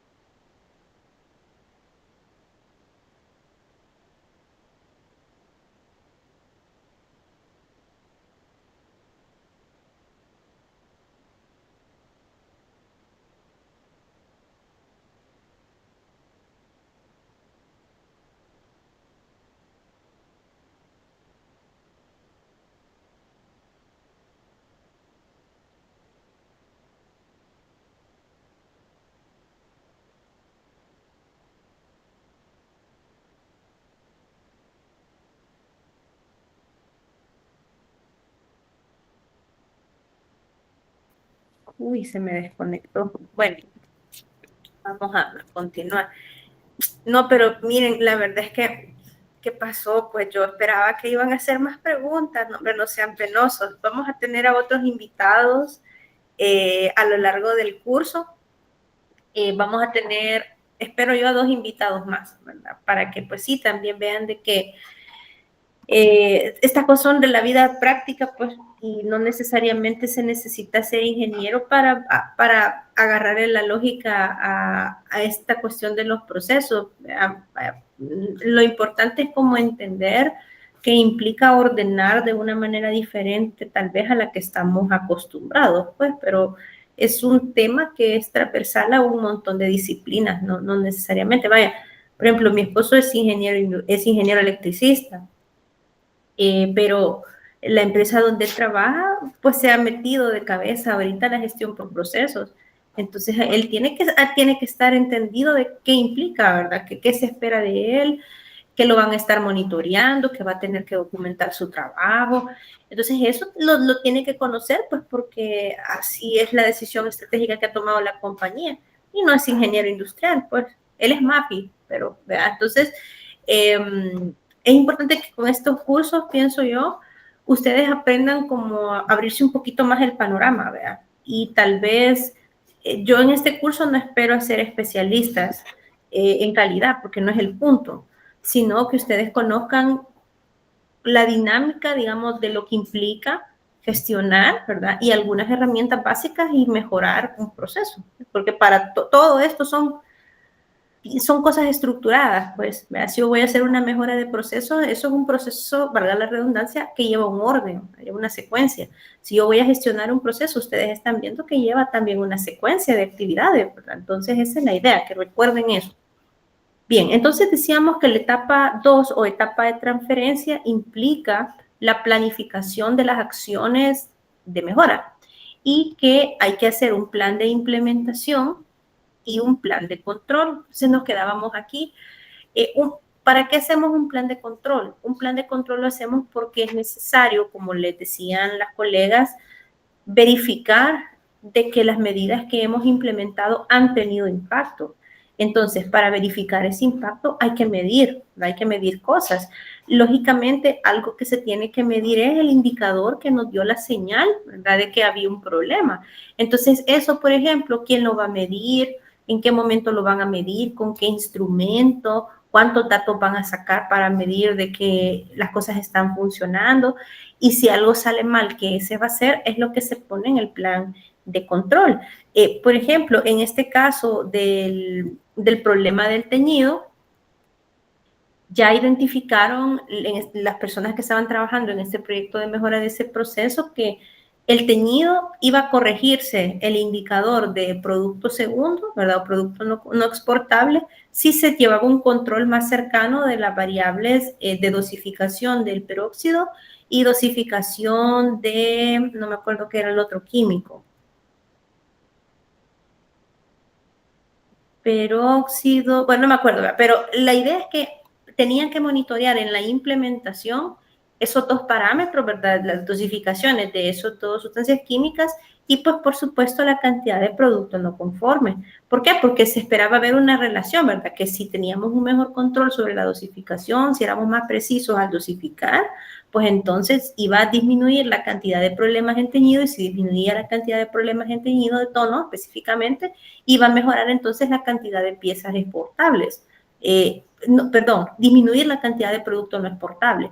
Entonces, durante la mejora no solo era cuestión de implementar las mejoras, sino que a lo largo de la implementación ir monitoreando esos 4 aspectos o esas 4 variables para ir evidenciando ahí la mejora. Y si no funcionaba, pues hacer cambios, ¿verdad? Porque no funcionó. Entonces, eso también se hace en esta fase de implementación de las acciones planeadas. En síntesis, la implementación de las mejoras requiere monitorear el plan de implementación, que son las acciones, ¿verdad?, que tenemos que hacer para concretar las soluciones, seguimiento de los indicadores del plan de control para verificar el impacto de las soluciones y gestionar el cambio. Como bien mencionaban las 2 compañeras, suele haber mucha resistencia a hacer las cosas distinto, ¿verdad? Pero bien decía Carmen, una forma de disminuir la resistencia al cambio en las personas que operan el proceso es hacerlos partícipes del proceso de mejora. Y ella mencionaba algunas formas: darles crédito por las soluciones que proponen, pedirles su opinión a lo largo del proceso de mejora continua, y pues de esa manera, cuando la gente siente que son sus ideas al fin y al cabo las que están llevando el cambio, pues es más probable que no se resistan a ese cambio. Yo he trabajado proyectos de mejora continua desde diferentes enfoques: enfoques Lean, enfoques Six Sigma, enfoques, por ejemplo, de 8D, que es otra metodología diferente. Y algo que tienen en común todas las metodologías es la gestión del cambio, ¿verdad? Y eso implica mucho el involucramiento de las personas que están en el proceso. Si nosotros diseñamos una mejora sin consultarle a las personas que están en el proceso y solo queremos llegar a imponer, lo más probable es que vamos a fracasar en la implementación. Entonces, la gestión del cambio realmente empieza desde que decidimos que vamos a hacer un proyecto de mejora, porque desde ahí la gente tiene que tener conciencia de que ese proyecto es importante, como decía Carla, ¿verdad? Si vamos a cambiar un proceso, ¿qué es lo que cuál es el dato que nos está llevando a cambiar la situación como es, ¿verdad? Luego, tenemos que lograr que las personas sientan la motivación de participar y apoyarnos. ¿Y esto cómo se logra? Explicándole a las personas qué van a ganar ellos si el proceso se mejora. Luego, conocimiento. Cuando las personas ya tienen conciencia del problema y tienen deseo de participar, las personas puede que no sepan cómo ayudarnos. Entonces, ahí posiblemente nosotros que conocemos más del área de calidad, vamos a tener que orientarlos un poquito más, ¿verdad? Vamos a tener que ayudarles a aprender a usar herramientas de mejora continua. Vamos a liderar talleres para que las personas se suelten, ¿verdad? Luego, cuando ya llegamos a la fase de implementación y requerimos que las personas hagan los cambios que hemos definido en el proceso, estas personas tienen que tener la habilidad para cambiar. Si se va a implementar un nuevo método, si se va a implementar un nuevo sistema informático, una nueva herramienta, estas personas tienen que pasar por procesos de formación, ¿verdad? Inducción, para poder hacer realidad esos cambios. Incluso si vamos a hacer un cambio chiquitito a nivel de sistema, las personas que van a ser usuarios del sistema tienen que entrenarse para que puedan usarlo sin ningún problema. Y ya una vez el cambio se esté ejecutando, ¿verdad? Y nosotros estemos monitoreando pues esa implementación, viene el refuerzo, que esto es cómo nosotros mantenemos el momentum, cómo hacemos que las personas continúen haciendo las cosas bien según los nuevos cambios que hemos hecho.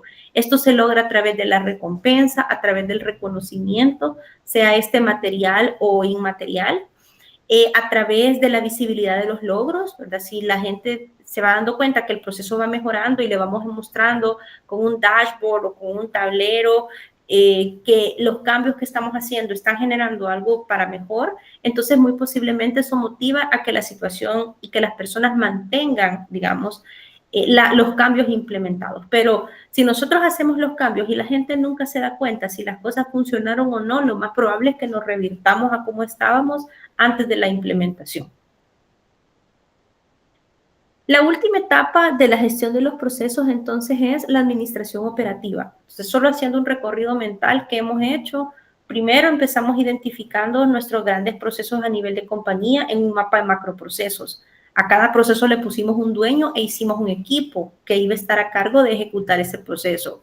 Luego, los subprocesos, los procesos los desagregamos en subprocesos y los mapeamos con un poco más de detalle, porque como decía Carmen, ¿verdad?, tener mapeado un proceso y un poco más desagregado y ordenado permite ver problemas. Entonces, a partir de esos flujos de procesos y la medición que podamos hacer de los mismos, identificamos áreas de oportunidad, analizamos las causas de esas áreas de oportunidad, proponemos mejoras, las implementamos y monitoreamos la implementación.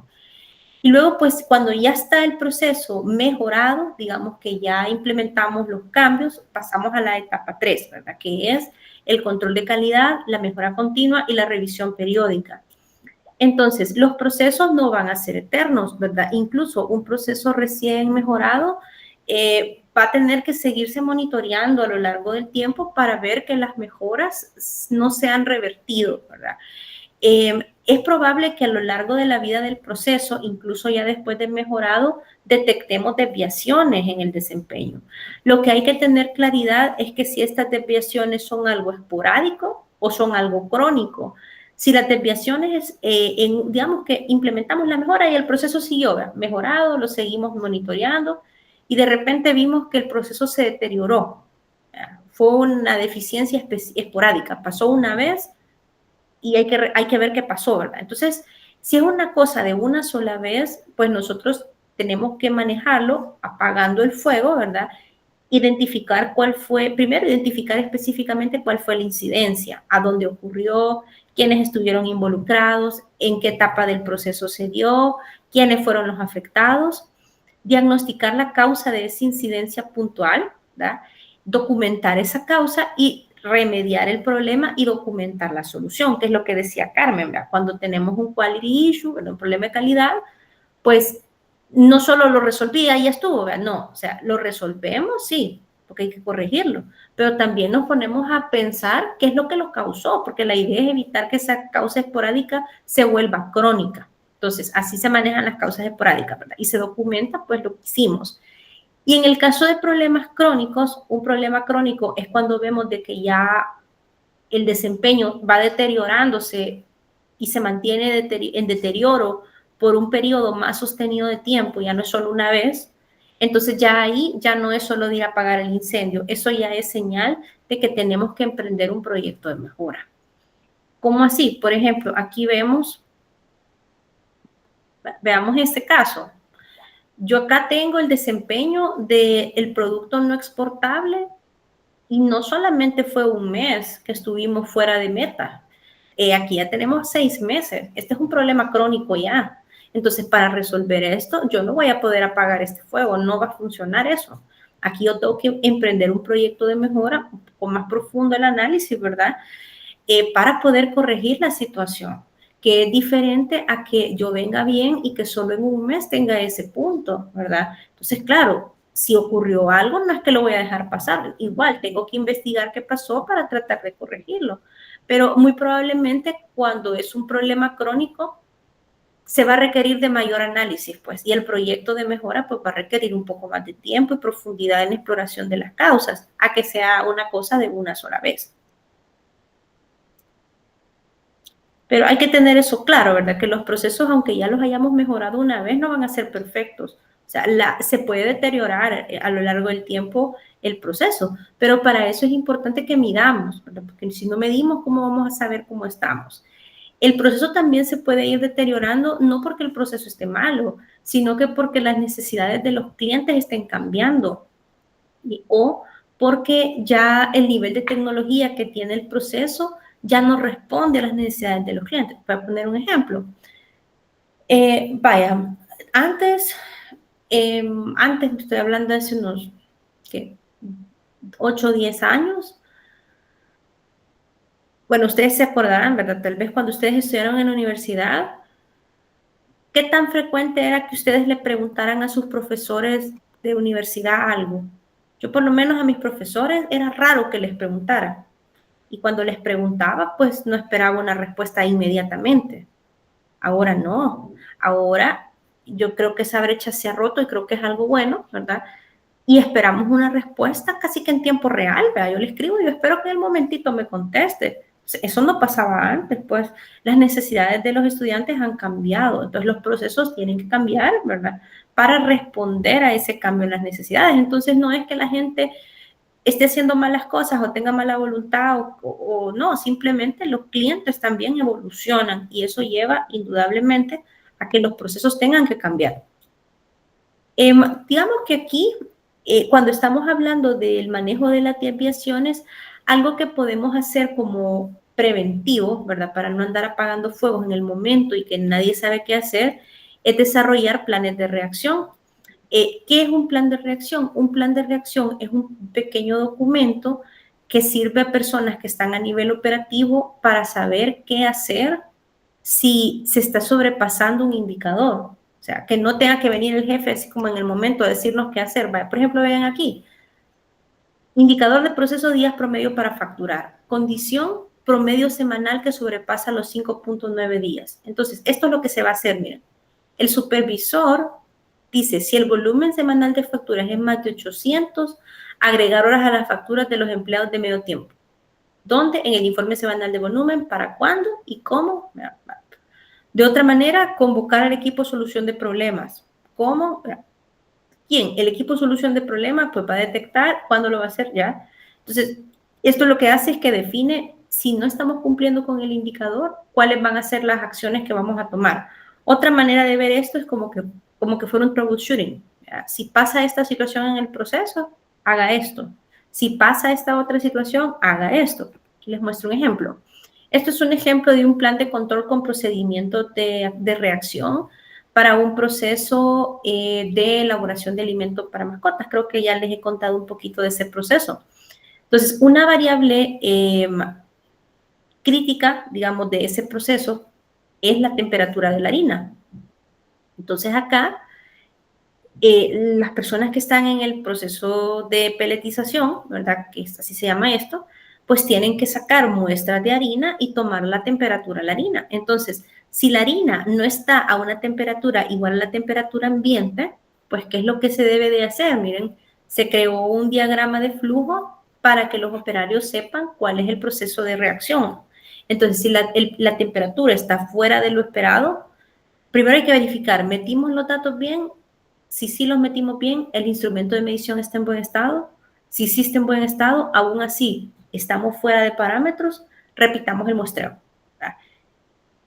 Si repetimos el muestreo y seguimos con el problema, documentamos la situación y fin. ¿Por qué? Porque aquí va a haber un técnico de calidad que va a estar viendo esas incidencias y va a activar un protocolo de un equipo de calidad para ver por qué está saliendo muy caliente la harina. ¿Verdad?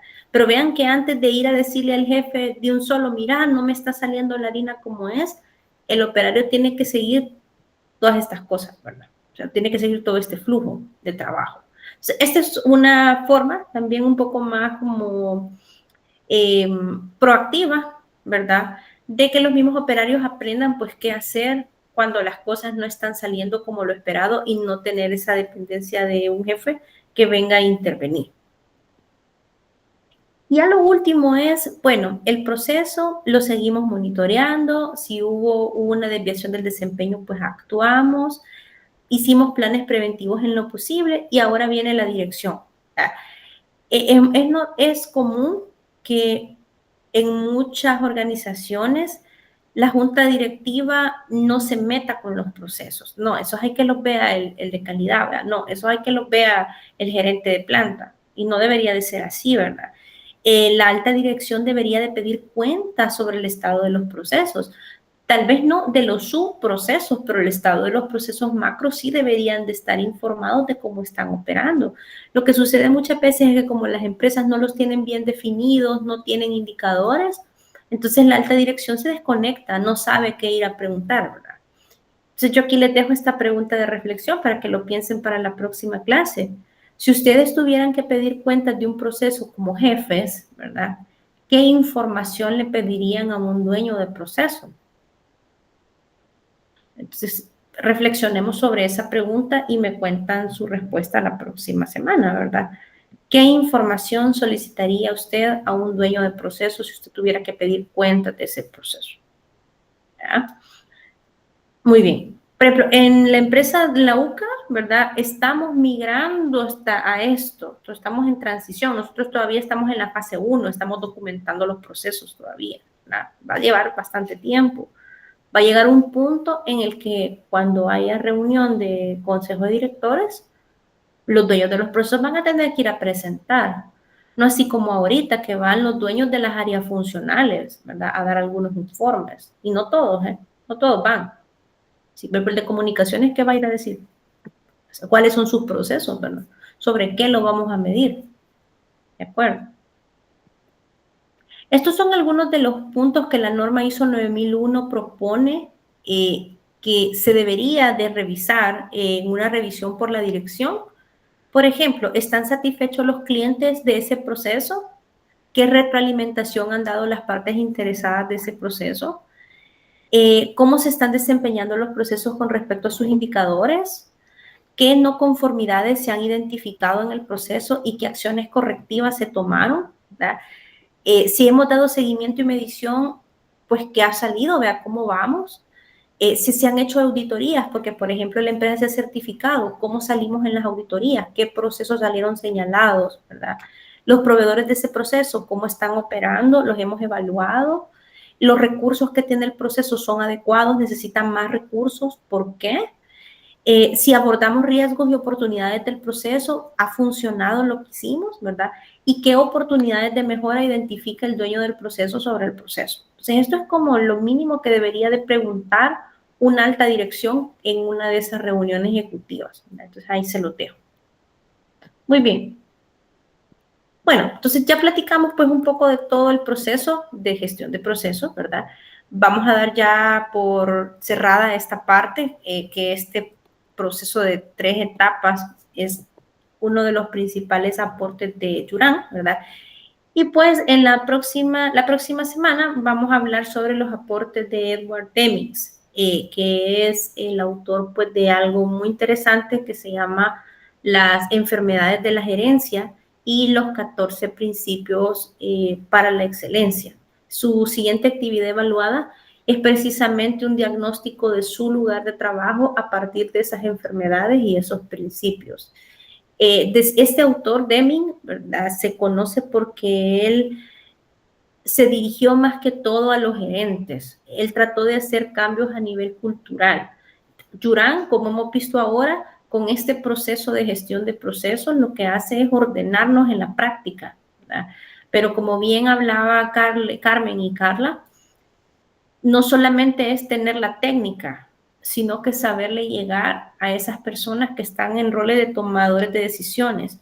Entonces, ahí es donde entra Deming. Deming nos ayuda desde la psicología organizacional, ¿verdad? Un poco, a cómo hacerle ver a estos gerentes o a estas personas que están en puestos de autoridad que la forma de trabajar de momento es una enfermedad para la compañía. Entonces, a eso vamos la próxima semana.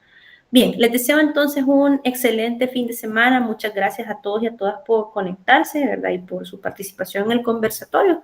Espero que les haya resultado interesante y pues nos estaríamos viendo el próximo martes, si Dios quiere, siempre para seguir platicando sobre los aportes de Deming. Así que feliz fin de semana, que estén muy bien y muchas gracias a todos. Hasta la próxima. Buenas noches. Adiós, buenas noches. Buenas noches. Buenas noches. Adiós.